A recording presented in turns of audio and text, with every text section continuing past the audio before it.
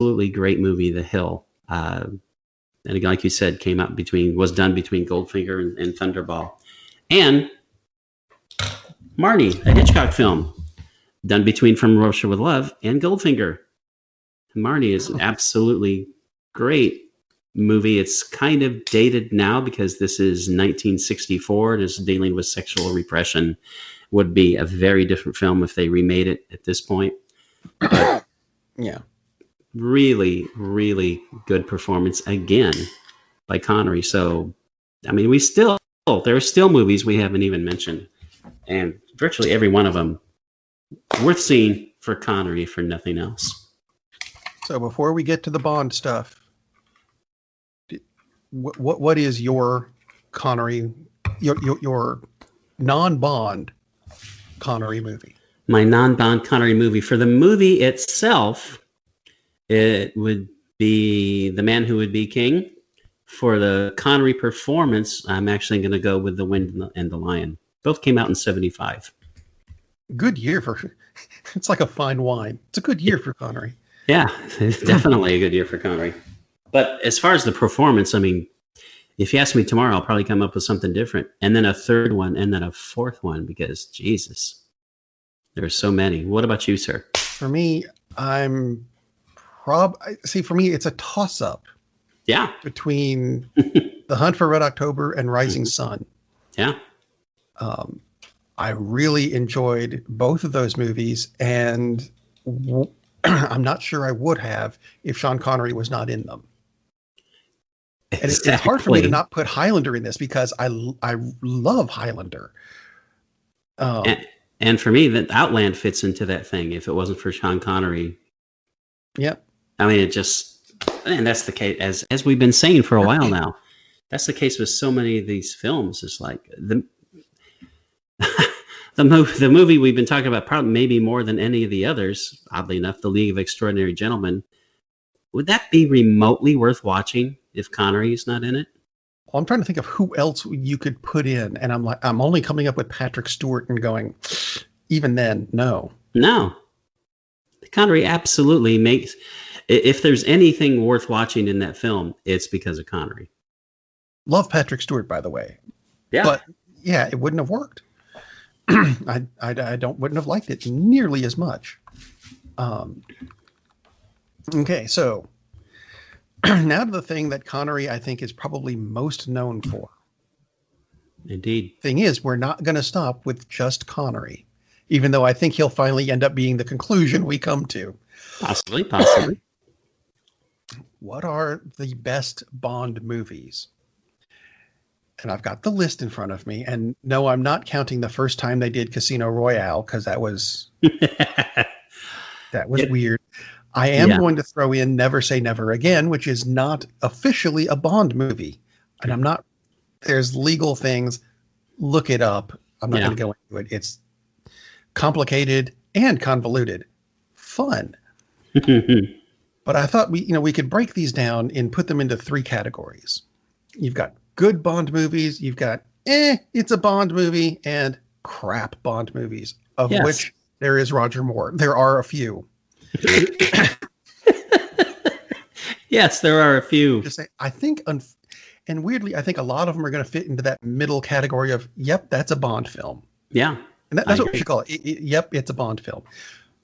But let's start with Dr. No, which I think has got to be a great Bond film. Oh, yeah. Because I think it was. And actually, I'm going to put Russia with Love and Goldfinger in those categories. The first three, they started off with the triple crown of just excellent films. There's not many trilogies where you can say all three of them were great. No, they're not. But this was a great trilogy.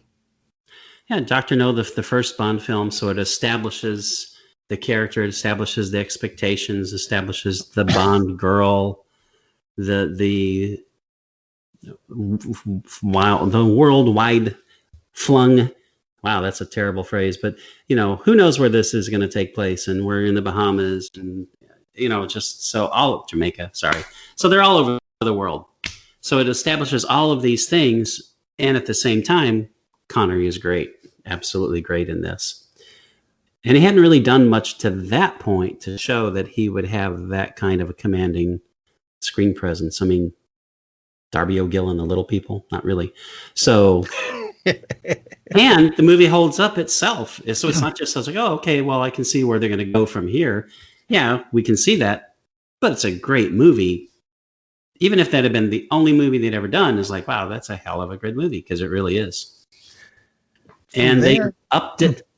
I think From Russia with Love is even better. And to me, I like it even better than Goldfinger. Most people like Goldfinger better, but for a lot of people, Goldfinger is like the best. We'll figure that out later. But right, like you said, just 3 movies like that back to back to back is like that. Hard to think of a time when that happened, when you've got 3 movies that are all so extremely well done. The next one would be Thunderball, which is still up there on the top grossing films. Yeah. Percentage wise and economically adjusted and all that crap. Yep.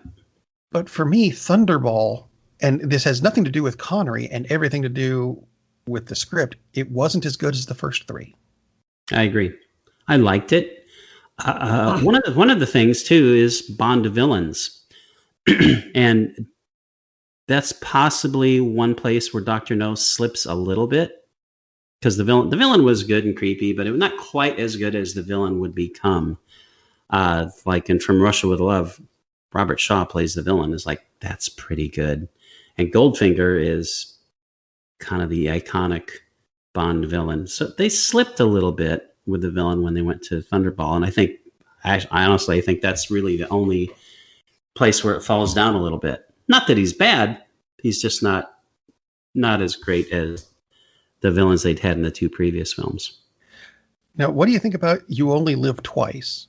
Because I really liked that one, despite all the implicit racism ?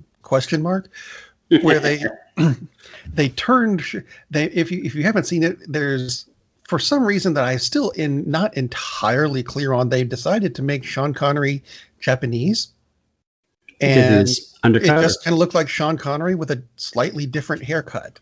That's all I got out of it. Yeah, they messed with his eyebrows a little bit, and he was supposedly undercover, and it was like, that really didn't work that well. But I do like You Only Live Twice. It's pretty cool. I mean, you've got the completely bizarre, but it worked thing of this gigantic thing inside a volcano, and it sent up a Pac-Man spaceship that ate other spaceships and brought them to Earth. They have that has been parodied over and over and over since then. But we also had the first appearance of Blofeld. Yep. In You Only Live Twice. So You Only Live Twice, again, not quite to the level of those first 3, but a really, really good. It's certainly not just, it's a Bond film. Really good movie. So are we putting it in the great film category or the middle one? You know what? Gosh. I know this one's kind of almost need a 4th one, like a good, because it's not just. I would put it in great much more than I would say it's just. It's a Bond movie. I would 1.5. How's that? Yeah. There we go. And now we get a bit weird because it's the first non-Connery Bond film. Yep. And I've never really been sure what to make of on your Majesty's or Her Majesty's or Their Majesty's Secret Service with George Lazenby, who had no idea how to act before this film. I don't know if you've ever seen how he got the role. They just went, you look like you could make a good Bond. Why don't you go try out for it?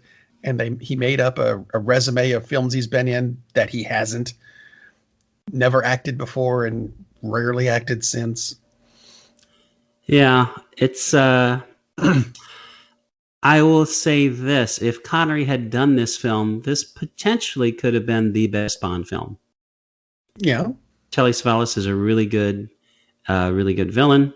Diana Rigg, speaking of roles Uma Thurman should not attempt, Diana Rigg, excellent, absolutely excellent, and it's a great story. See, I think she's the best part of the film instead of Bond. Quite likely. And it's not that Lazenby is bad. He isn't bad. But he's not Connery. He's not Connery. For a guy who basically really was not an actor, he's really good. Yeah. But I would say the series is lucky that he stepped in and was the first non-Connery Bond, because it's like the first person to take the place of, typically, and to throw sports into it, typically you don't have a Steve Young to step in after Joe Montana is there. Usually you have some schlep who is the first quarterback after somebody great, and it's like, so you need that palate cleanser. And then when the next person comes, people are okay. Oh, well, okay. He's not Connery, but at least he isn't. So, and Lazenby is okay, but it's like, dude, you're not Connery, and no one could have been. It's a really good movie, but despite that, yeah, I'm putting it in. For me, it's that's a Bond movie. Exactly. If it had been Connery, it absolutely would have been one of the best Bond movies, but. It just, you take such a hit by losing Connery.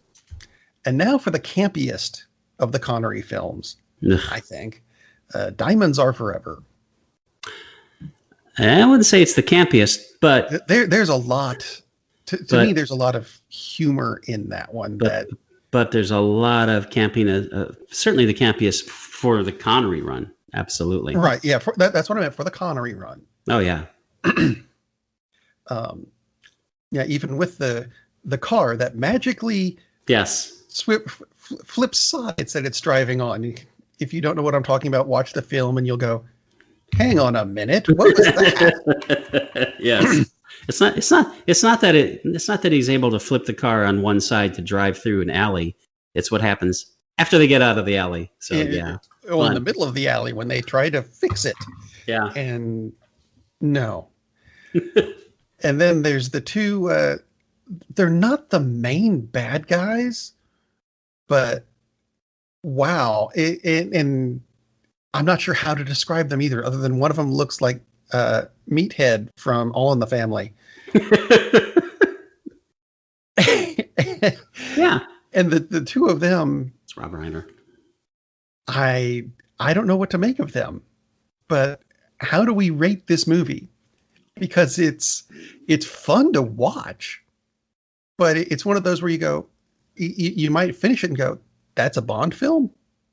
Because it seems it's a bit too silly. Yeah, it's one of those, definitely, it's like, it's a Bond film, because it is a little bit too silly. They had kind of lost the thread on this one. Still a fun movie to watch, worth watching. Oh, yeah. But now we get into the years that are, oh dear, the oh dear years. Yes, because we do. It's time for Roger Moore, and we're going to start with his first movie, of course, Live and Let Die, which I don't know that it was a bad Bond film. Of course, we're going to get to some of those very soon. But I thought Live and Let Die wasn't bad. It was different than what Connery had done with it. Right. But different is not necessarily bad. So where are we putting this one? So I'm putting it in. I'm thinking, yep, that's a Bond film. Totally, it's a Bond film. It's entertaining. It's fun. It's got Yaphet Kotto, which is fun. They had a good bad guy. They had a very good bad guy. They had the second best Bond theme song ever. Kind of hard to beat Paul McCartney and Wings on that one. Even the Guns N' Roses version isn't bad. Yeah, exactly. Here's the problem with all of the Roger Moore films. Roger Moore. Yeah. And I've said this, I've probably said this on this show 3 times, and I don't think we've ever even talked about Bond. Yep. We're talking about an assassin. He is paid to kill people. That's what the 007 thing means. He is the seventh person who is licensed to kill in performance of duty. Does Roger Moore look like someone who ever had even